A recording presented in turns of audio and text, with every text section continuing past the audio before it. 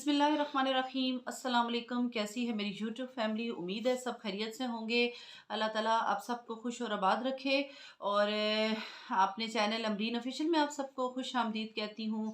आज एक sad news के साथ हाजिर हुई हूँ। ये ख़बर देते हुए मुझे ख़ुद बहुत दुख हो रहा है, लेकिन ख़बर आप तक पहुँचानी ज़रूरी थी।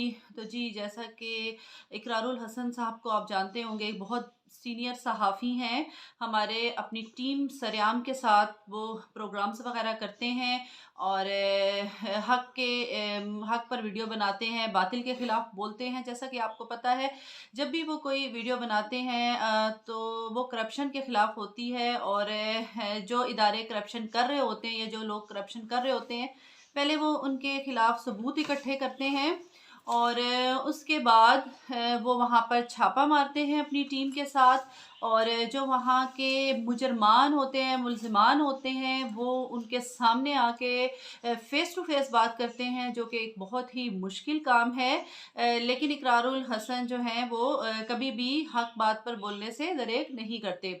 लेकिन आज की जो सैड न्यूज़ है वो ये है, इकरारुल हसन पर बहुत तशद्दुद किया गया, उनको बहुत बुरी तरह तशद्दुद का निशाना बनाया गया।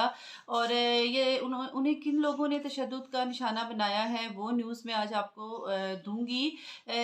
आईबी का इदारा है और जिस तरह के उनका काम है कि वो जहाँ पे उन्हें पता चलता है करप्शन हो रही है, उसके खिलाफ सबूत इकट्ठे करते हैं। इसी तरह आईबी के एक हसास इदारा है, उन्हें पता चला कि यहाँ पे करप्शन हो रही है तो उन्होंने उसके अगेंस्ट जो है वो सबूत इकट्ठे करने शुरू किए। और वो जब सब सबूत इकट्ठे कर चुके तो वो वहाँ पर पहुँच गए। तो जो आईबी का डायरेक्टर था वो और जो उसके साथ साथी थे, उन्होंने इकरारुल हसन को बुरी तरह तशद्दुद का निशाना बनाया। उनको जो है वो उनके जिस्म के जो पोशीदा अज़ा हैं उनको बुरी तरह करंट लगाया गया, उनको बिजली के झटके जो है वो दिए गए और मारने की भरपूर कोशिश उन्होंने की। और उन्होंने ना सिर्फ ये सब कुछ किया, बल्कि ये सब कुछ करने के साथ साथ उन्होंने इस सारे वाक़े की वीडियो भी बनाई। और इकरारुल हसन के जिस्म के जो नाज़ुक हिस्से थे, उनमें से खून जारी था, उनके बचने की कोई उम्मीद नहीं रही। तो उन लोगों ने क्या किया कि इकरारुल हसन को उठाकर बाहर फेंक दिया। वो ये समझे थे कि इकरारुल हसन जान की बाजी हार गए हैं, इस दुनिया में नहीं रहे। और जब उनको वहाँ फेंका गया तो जो टीम थी इकरारुल हसन की, उसमें से कुछ बंदों ने उनको फौरी तौर पर उठाया और अब्बासी शहीद हॉस्पिटल में लेकर गए। जब वहाँ पर उनको ले जाया गया तो वो बिल्कुल भी अपने होश हवास में नहीं थे और बुरी तरह ज़ख्मी थे, बिल्कुल भी उनके बचने की कोई उम्मीद नहीं थी, इस हालत में थे। और ये फ़ौरन जो खबर थी इमरजेंसी में वज़ीर आज़म पाकिस्तान इमरान खान तक पहुँची, जिसका उन्होंने फौरी तौर पर नोटिस लिया। और जो आईबी का डायरेक्टर था, ना सिर्फ उसे बल्कि उसके साथ जो 5 दूसरे अफराद थे, उनको भी मुअत्तल कर दिया, जो इस सारे वाक़े में शामिल थे और जिन्होंने उसके साथ मिलकर तशद्दुद किया था, उनको फौरी तौर पर मुअत्तल कर दिया गया। इस खबर के हवाले से अभी तक सिर्फ 2 सहाफ़ियों के बयान सामने आए हैं, ट्वीट सामने आए हैं, और अभी बाकी सब खामोश हैं, जिनमें से एक हैं वसीम बदामी। वसीम बदामी साहब, जो कि इकरारुल हसन के बेस्ट फ्रेंड भी हैं, उन्होंने इस सारे वाक़े के बारे में एक ट्वीट दिया है। वो बहुत दुखी हैं, बहुत अफ़सुर्दा हैं। और एक हमारे सीनियर सहाफ़ी हैं सलीम साफ़ी, एक ट्वीट उनका आया है तो मैंने ये दोनों ट्वीट मेरे पास लिखे हुए हैं, मैंने लिख लिए थे, मैंने सोचा कि आप लोगों से शेयर करूँगी। तो सबसे पहले जो है मैं सलीम साफ़ी का जो ट्वीट है वो आपको बताऊँगी पढ़ के। जी, पाकिस्तान, ये सलीम साफ़ी का ट्वीट है। पाकिस्तान अहले सहाफ़त के लिए जहन्नुम बनता जा रहा है। इकरारुल हसन को सहाफ़ती ज़िम्मेदारियों से रोकना और तशद्दुद का निशाना बनाना काबिल मज़म्मत है। ज़िम्मेदारों के ख़िलाफ़ फ़ौरी कार्रवाई होनी चाहिए। शुक्र है इकरार की ज़िंदगी बच गई है और अल्लाह उन्हें जल्द सेहत कामिला अता फ़रमाए। ये हमारे सीनियर साफ़ी सलीम साफ़ी का ट्वीट है। और इसके साथ ही दूसरा ट्वीट है जी वसीम बदामी, जो कि इकरारुल हसन के बेस्ट फ्रेंड भी हैं। उन्होंने क्या ट्वीट किया है वो आप लोग सुन लीजिए। इकरार पर इस तशद्दुद का ज़िम्मेदार कौन है? उन्होंने सबसे पहले ये सवाल किया है कि इस सारे तशद्दुद का ज़िम्मेदार कौन है? जब आम आदमी के मुकाबले में बाअसर समझे जाने वाले अफराद के साथ ये सब होता है तो आम आदमी के साथ क्या नहीं होता होगा।